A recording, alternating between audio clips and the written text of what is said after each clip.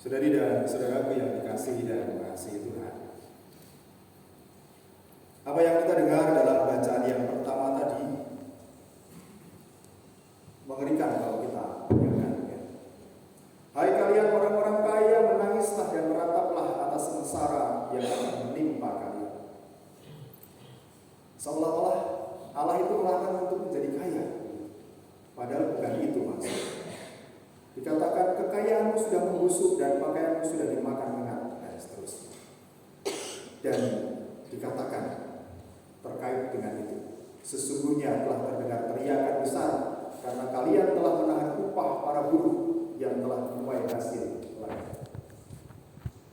Kalimat-kalimat ini mau menunjukkan kepada kita bagaimana posisi Allah. Allah itu selalu mendengarkan mereka yang meratap kepada Dia. Dan Allah itu selalu mengarahkan dirinya kepada yang teraniaya. Maka tadi dikatakan dengan sangat jelas mengenai bagaimana teriakan kalau misalnya ada upah buruh yang tidak segera dibayarkan atau ditahan-tahan, begitu ya. Kalau gaji buruh nggak cepat dikasih, gitu ya, tidak segera dibayarkan. Gitu. Nah, itu menjadi murka Allah. Maka di sini mau menunjukkan kepada kita bahwa Allah itu sebenarnya selalu ada dalam posisi memuaskan hati manusia. Dan utamanya adalah kepada mereka yang menderita, kepada mereka yang teraniaya. Karena mereka itulah yang dipihaki oleh Allah. Maka sangat jelas tadi dikatakan dalam bacaan yang pertama itu, bahwa teriakan itu sampai ke telinga Tuhan.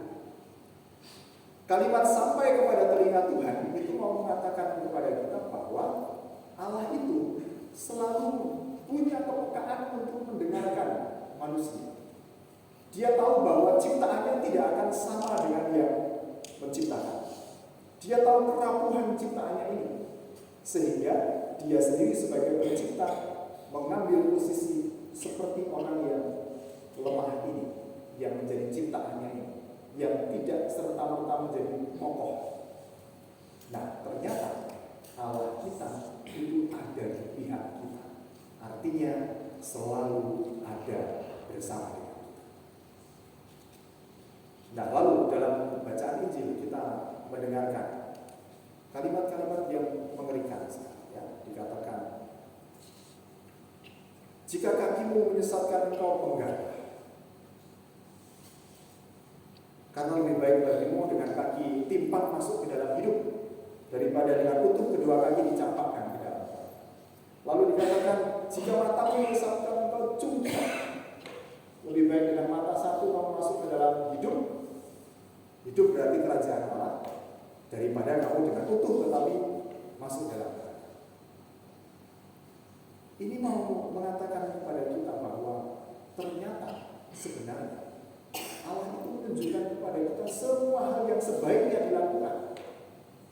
Tetapi manusia selalu melakukan apa yang tidak sebaiknya. Tetapi sebaliknya, yang menyenangkan dirinya itulah yang dilakukan. Dan itu seringkali yang membuat manusia itu mendapatkan kejatuhan akibat dari kebodohan. Nah, maka kalau kita mau merenungkan ini sangat menakutkan di satu sisi, tapi juga memberikan harapan. Karena di akhir Injil, Markus itu menempatkan pada mulut Yesus dengan mengatakan, kalian selalu mempunyai garam dalam diri dan selalu hidup berdamai seorang dengan yang lain. Tetapi jika garam itu menjadi hambar, dengan apakah kamu akan mengasihkannya? Maka kita bisa melihat kepada diri kita. Apakah saya ini menjadi orang yang hambar?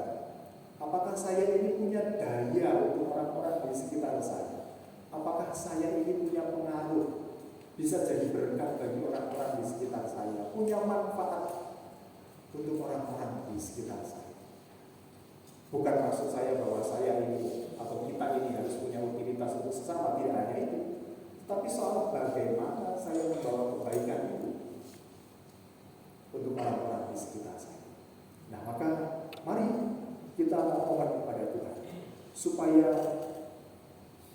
kita senantiasa memiliki garam yang baik dalam hidup kita, sehingga apa yang kita usahakan dalam hidup kita setiap hari itu punya pengaruh terhadap lingkungan, membawa iklim yang baik di dalam lingkungan kita, sehingga kita mengerti bahwa ketika aku melakukan sesuatu, oh ternyata di sana Allah juga sedang melakukan sesuatu melalui aku.